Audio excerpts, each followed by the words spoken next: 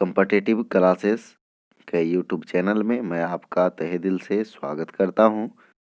चलिए दोस्तों, तो ये हमारा सीरीज चल रहा है। सीरीज का अगला वीडियो है, ये जो है 9वां वीडियो है फिजिक्स का।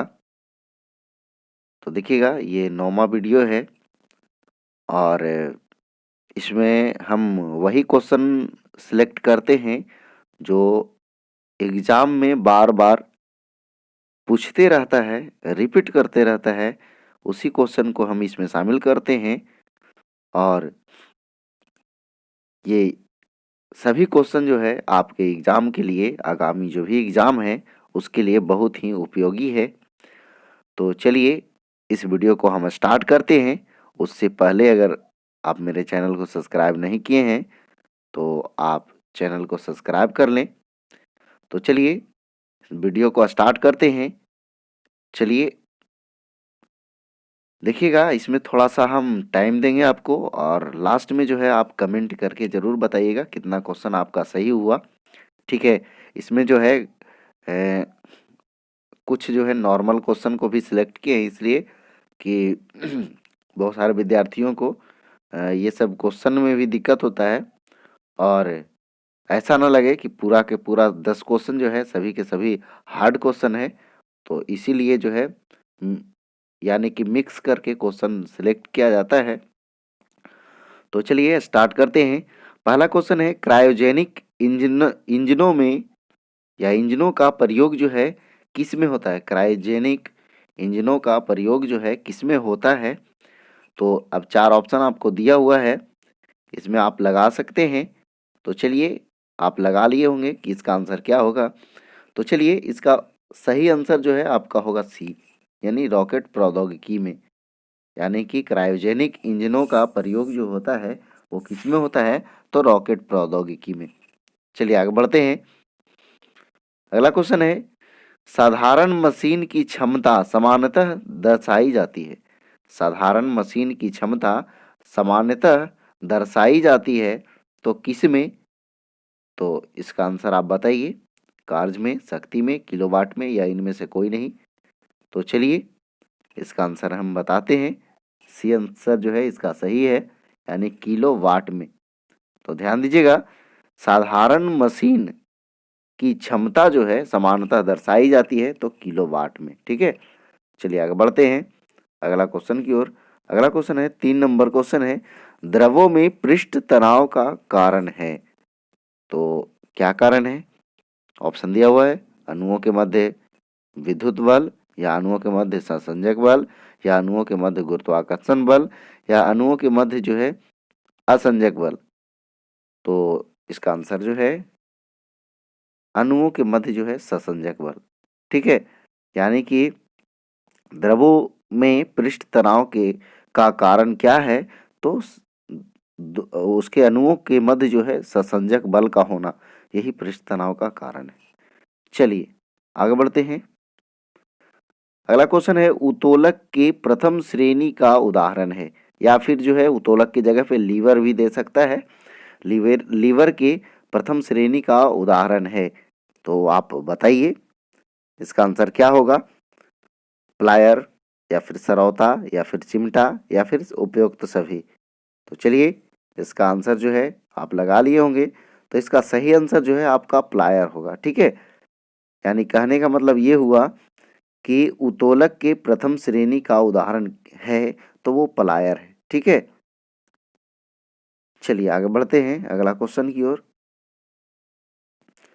अगला क्वेश्चन है, लेंज का नियम किसके संरक्षण के नियम का नतीजा है? कहने का मतलब ये कि लेंज का नियम जो है किसके संरक्षण का करता है, किसका संरक्षण करता है?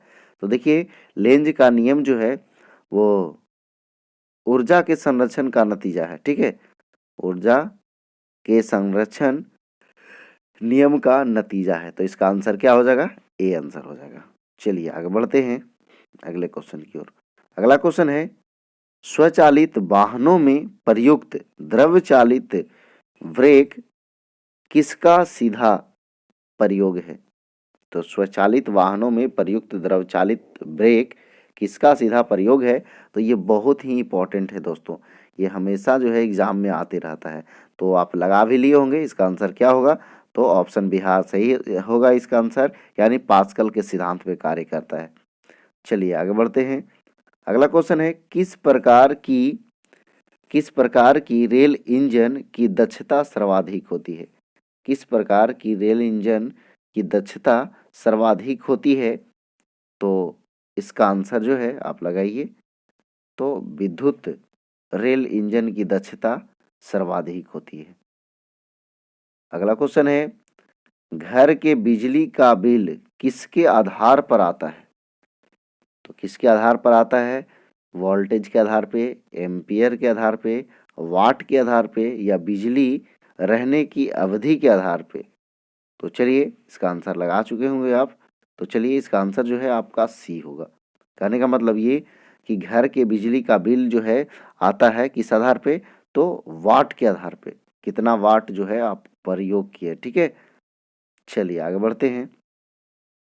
अगला क्वेश्चन है, धूप में उपयोग होने वाले छाते के रंग होना चाहिए। 3 ऑप्शन यहाँ दिया हुआ है और चौथा ऑप्शन यहाँ है आपका। तो देखिए हम बताते हैं कौन कौन ऑप्शन है। तो पहला में जो है, देखिए क्वेश्चन फिर से सुन लीजिए, धूप में उपयोग होने वाले छाते के लिए रंग होना चाहिए, तो काला होना चाहिए, या फिर ऊपर सफेद भीतर की ओर काला होना चाहिए, या फिर ऊपर काला और फिर जो है भीतर की ओर सफेद होना चाहिए, कि इंद्रधनुष के सभी 7 रंगों की छपाई उस पर होनी चाहिए। तो चलिए दोस्तों हम बताते हैं इसका आंसर जो है क्या होगा। तो चलिए इसका आंसर जो है बिहार होगा। अब देखिए दोस्तों ये बिहार कैसे होगा हम आपको बताते हैं। ऊपर में सफेद, तो देखिए ऊपर में सफेद रहने का मतलब क्या है कि जो सूर्य से आने वाली श्वेत प्रकाश है वो जो है वहां से जब श्वेत रहेगा तो वहां जो है सब कलर उसके पास है, तो वो सभी किरणों को परावर्तित कर देगा, यानी कि लौटा देगा। तब जो है वो वहाँ जो है कम जो है धूप अवशोषित करेगा, और कम करेगा तो वहाँ पे जो है ठंडक महसूस होगा या फिर कम गर्मी महसूस होगा। और भीतर की ओर जो है काला रहता है, जब ऊपर से थोड़ा बहुत अगर बच भी गया तो वो काला जो रहता है कलर वो जो है अवशोषित कर लेता है। ठीक है, तो इसीलिए जो है ऊपर ऊपर में सफेद और भीतर में या अंदर की ओर जो है काला होता है। चलिए आगे बढ़ते हैं। अगला क्वेश्चन है, मैदान की अपेक्षा रेगिस्तान की रात अधिक ठंडी होती है, क्यों? या क्योंकि वहां, या फिर देखिए ध्यान दीजिए, सीधा सीधा क्वेश्चन है कि मैदान की अपेक्षा रेगिस्तान की रात जो है अधिक ठंडी होती है, क्यों? अब देखिए ऑप्शन दिया हुआ है आपका, वायुमंडल में धूलकण नहीं होते, फिर जो है बालू जितनी जल्दी गर्म होती है उतनी ही जल्दी ठंडी भी हो जाती है, फिर अगला है कि पेड़ पौधे नहीं पाए जाते हैं, या फिर रात में वर्षा होती है। तो इसका आंसर जो है आप बताइए क्या होगा। तो चलिए इसका आंसर जो है आपका बिहार होगा। कैसे बिहार होगा, आप ध्यान दीजिए। मैदान की अपेक्षा जो है रेगिस्तान की रात अधिक ठंडी होती है, क्यों? तो ध्यान दीजिए, बालू जितनी जल्दी गर्म होती है, जैसे बालू जो है रेगिस्तान की ओर बालू ज़्यादा रहता है, तो बालू जितना जल्दी गर्म हो जाता है उतनी ही जल्दी ठंडा भी हो जाता है। तो कहने का मतलब ये कि ये जो है मैदान, वो वहाँ बालू नहीं है, और वो जब गर्म होता है तो उसको ठंडा होने में ज़्यादा टाइम लगता है। तो इसीलिए जो है वहाँ बालू जो है गर्म हुआ, और जैसे ही मौसम रात बदलने लगा तो धीरे धीरे जो है वो रात पहुँचते पहुँचते जो है वो बालू जो है सब ठंडा हो जाता है। ठंडा हो जाता है तो वहाँ जो है रात में जो है ठंड महसूस होता है, जबकि मैदान जो है वो देरी से गर्म होता है और देरी से ठंडा होता है। तो यानी कि देरी से ठंडा होने का मतलब जो है उसको ठंडा होने में, यानी कि रात जो है बहुत आगे तक रहती है, यानी कहने का मतलब कि ठंडा होते होते जो है वहाँ जो है तापमान ज़्यादा रहता है। इसलिए जो है कहने का मतलब ये कि मैदान की अपेक्षा रेगिस्तान की रात अधिक ठंड होती है। ठीक है, तो चलिए दोस्तों, हमें उम्मीद है कि ये 10 क्वेश्चन का जो सीरीज चल रहा है आपको पसंद आ रहा होगा। तो चलिए, आज भर इतना ही। जय हिंद, जय भारत, वंदे मातरम।